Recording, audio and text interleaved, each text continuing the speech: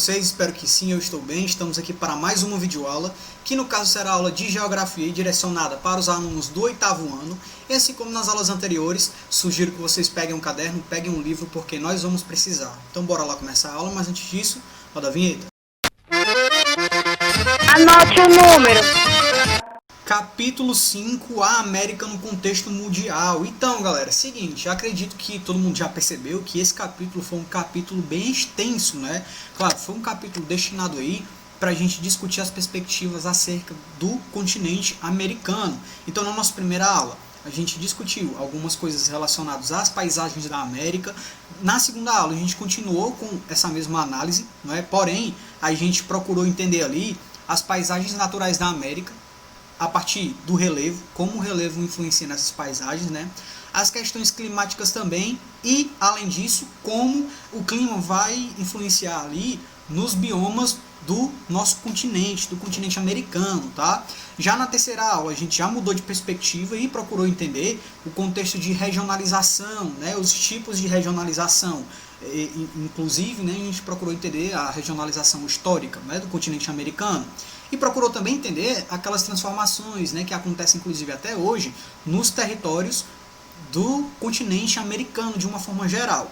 Na nossa quarta aula, a gente procurou entrar no contexto de discussão das tensões e dos conflitos que acontecem aí por causa da geopolítica na América. E influenciou diretamente também com a desigualdade que acontece no contexto do continente americano. E a gente não consegue deixar de contextualizar, né, esse assunto acerca do continente americano quando a gente vai fazer essas discussões, né, da geopolítica na América. A nossa última aula a gente procurou fazer uma discussão acerca do papel das principais economias da América Latina e como esses países eles vão entrar no contexto, né, de interação internacional, né, a partir dos blocos econômicos. E a gente discutiu lá a USMCA, né, e o Mercosul. Além disso, a gente viu também um pouco do G20, né, e o BRICS, né, Brasil, Rússia, Índia, China e África do Sul. Então esse foi o conteúdo da nossa última aula, da nossa aula anterior. E hoje a gente de fato já consegue finalizar o capítulo 5, para que na próxima aula a gente, claro, já entre no capítulo 6, né? Então hoje a gente vai discutir aí o papel dos países da América dentro da ONU, tá certo? Então bora lá. Países da América na ONU. Então, galera, a ONU, né, antes da gente começar de fato a entender o papel dos países americanos, latino-americanos, também norte-americanos no contexto da ONU, a gente precisa primeiro entender o que é a ONU, né? Inclusive a ONU foi assunto de uma das nossas aulas ainda, enquanto aula presencial, né, lá no Colégio MB. A gente já discutiu de forma específica aí a ONU, o que a ONU fazia, o que estava inserido ali dentro da ONU, né? Então, relembrando aqui um pouco, a gente já sabe que a ONU foi criado ali, a Organização das Nações Unidas, o nome já é bem sugestivo, né? Foi criado ali no final da Segunda Guerra Mundial, 1945, tá?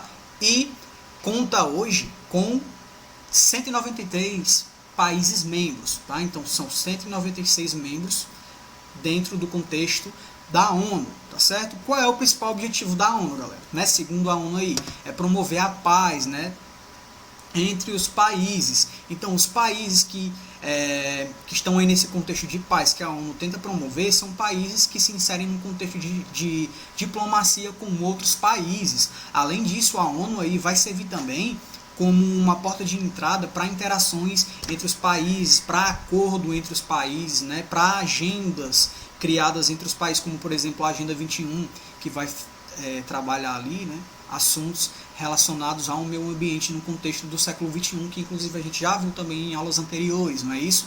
Então a ONU, ela vem com esse papel aí diplomático, né, de proporcionar a diplomacia entre os países e, além disso, promover a paz mundial, tá? Então a ONU tem alguns órgãos específicos dentro da ONU que vão ter o objetivo, sim, de promover essa paz mundial, de promover aí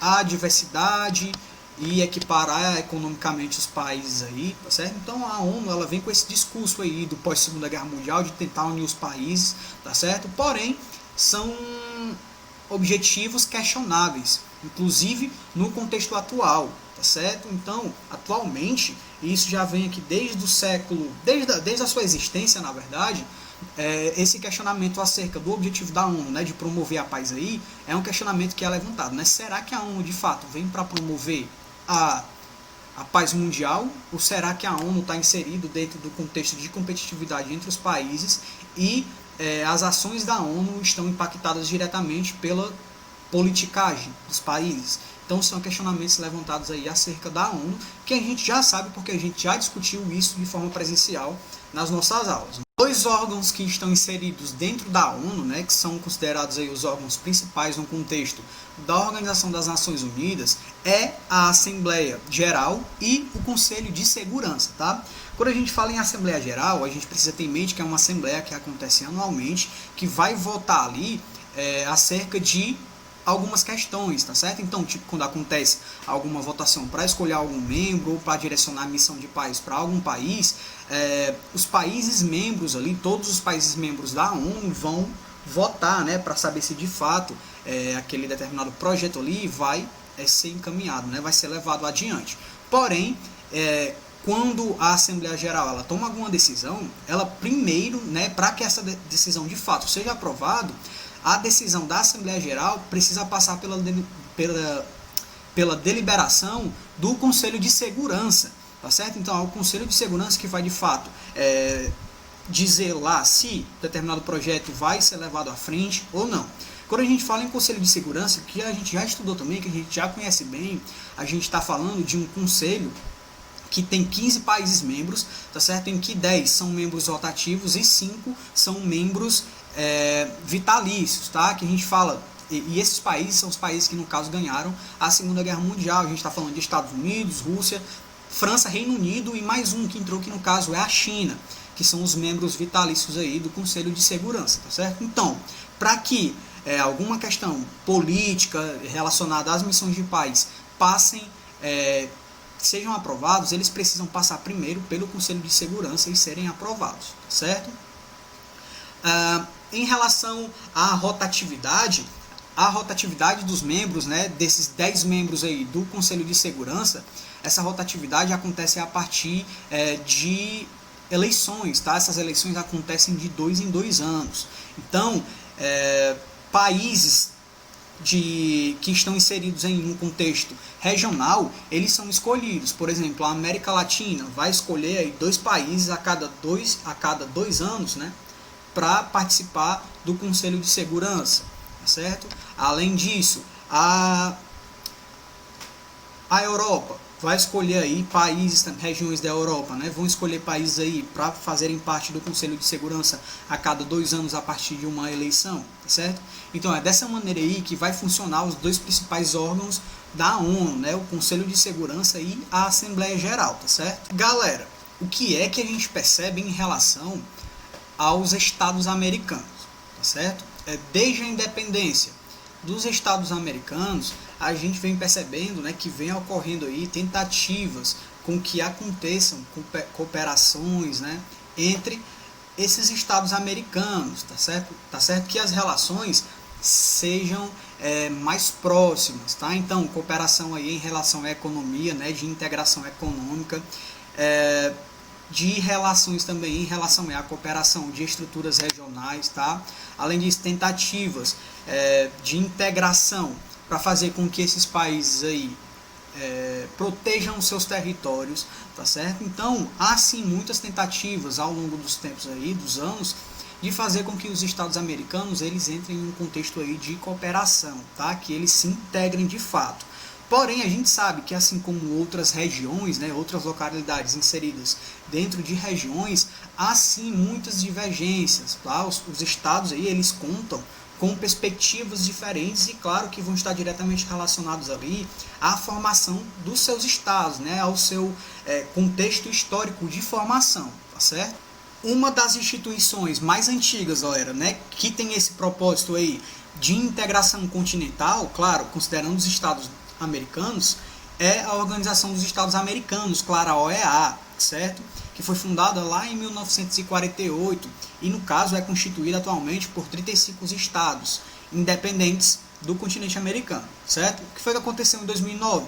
Que essa representação aí está querendo trazer essa discussão. Em 2009, a OEA readmitiu a inclusão de Cuba na instituição, porque Cuba, lá em 1962, tinha sido excluída, tá certo? Então aí a gente está vendo o encontro dos presidentes, né, Raul Castro e Barack Obama em 2015, representando aí a retomada das relações, entre aspas, né, entre Cuba e Estados Unidos, tá certo? Então a gente pode dizer aí que essa tentativa da OEA de integrar os países do continente deu certo nesse momento aqui. E claro, galera, quando a gente está falando de cooperação internacional, não é, de relações internacionais aí, a gente não pode esquecer da OMC, né, da Organização Mundial do Comércio. Qual é o principal objetivo da OMC? É intermediar, claro, as relações comerciais entre os países que são membros da OMC, tá certo? Então, a OMC vai aparecer inclusive aí, o que geralmente a OMC mais aparece são nas tentativas ali de alguns países de promoverem o desenvolvimento do seu mercado interno, né, a partir ali de cobrança de impostos em relação a produtos vindos do exterior, né, na tentativa ali de elaborar políticas protecionistas para o seu país. Então a OMS vai tentar intermediar essas relações divergentes aí entre os países que fazem parte. Além disso, vai possibilitar também acordos comerciais, tá certo? Então quem vai cuidar de fato de tudo isso aí é a OMS, tá certo? Desde 2001, a OMS implantou a rodada de Doha, que já está aparecendo aí para vocês, ó, que é um espaço internacional de negociação que vai visar ali a diminuição das barreiras comerciais e as diferenças nas negociações comerciais entre os países mais desenvolvidos e os menos desenvolvidos, tá certo? Então, a OMC no caso, né, vai tentar ali intermediar essas relações para que não se tornem tão desiguais entre os países desenvolvidos e os países menos desenvolvidos, tá? Como é que o Brasil, a Argentina e o México, além do Chile também, aparecem nesse contexto?